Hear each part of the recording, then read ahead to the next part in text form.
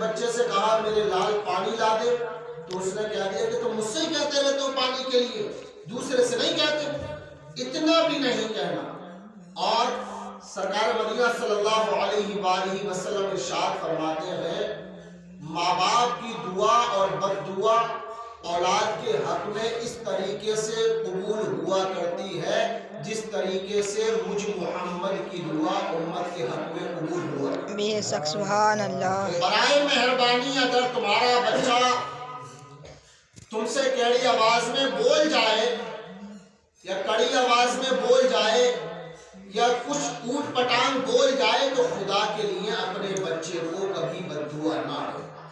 اگر وہ بد دعا بعد اجابت سے جا کر کے ٹکرا گئی، رب کی بارگاہ میں قبول ہو گئی، تو سوچو تمہارا بچہ نہ دنیا کا رہے گا نہ آخرت کا رہے گا۔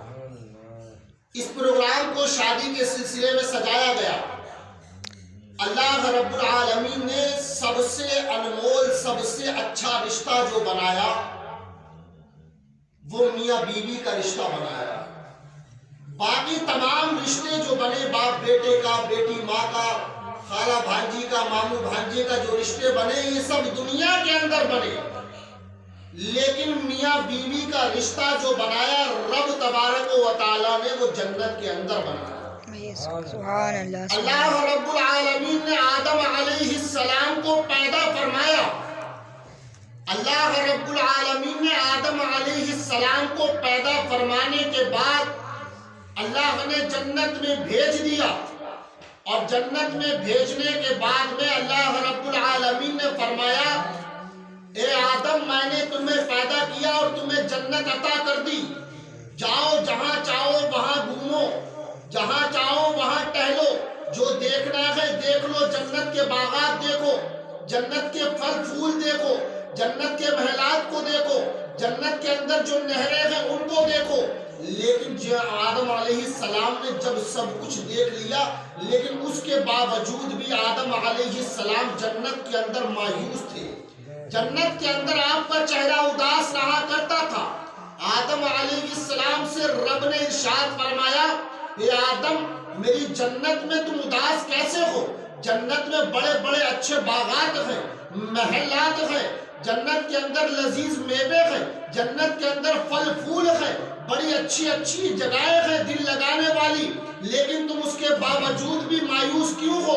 آدم علیہ السلام نے فرمایا اے رب ذوالجلال تیری جنت بڑی اچھی ہے، تیری جنت دیکھنے کے لیے بہت من کرتا ہے، لیکن اے رب ذوالجلال تیری جنت دیکھ بھی لی، لیکن اے پاک پروردگار عالم لیکن میرا جنت کے اندر کوئی رفیق نہیں ہے جس سے میں سکون حاصل کروں، جس سے میں سکون حاصل کروں۔ رب تبارک و تعالیٰ نے ارشاد فرمایا سکون حاصل کرنے والی چیز بھی تمہیں چاہیے؟ ہاں ہاں ہاں رب ذوالجلال مجھے سکون ملنا چاہیے۔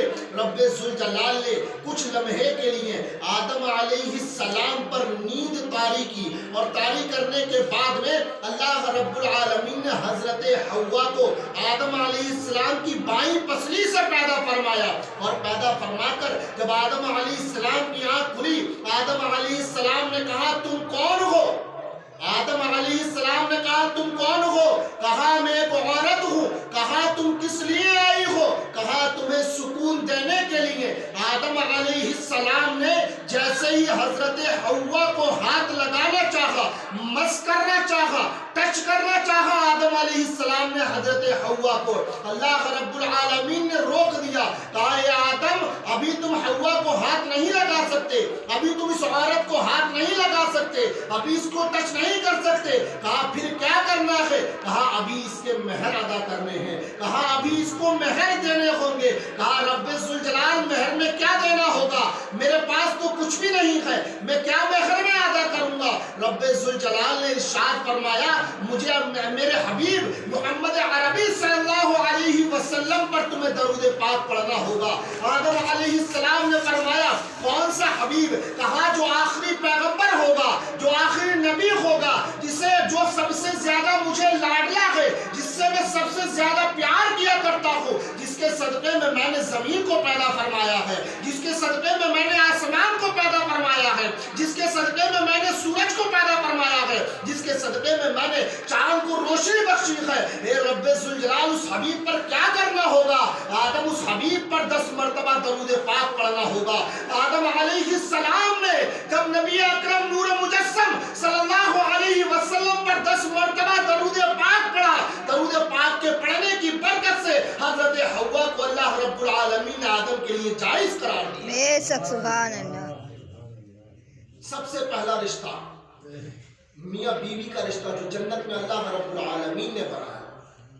یہ باقی جو رشتے ہیں ماں باپ کے، بیٹا بیٹی کے، یہ بہن بھائی کے، اہل و عیال، عزیز و اقربا، نانی نانا، دادی دادا، یہ تمام رشتے دنیا کے اندر ہیں. لیکن سب سے پہلا رشتہ اللہ رب العالمین نے جنت میں جو بنایا وہ میاں بیوی کا رشتہ بنایا. اور اللہ کے رسول سرور کونین صلی اللہ علیہ وآلہ وسلم ارشاد فرماتے ہیں کہ نکاح کو اتنا آسان کر دو کہ لوگ زنا سے دور ہو جائیں.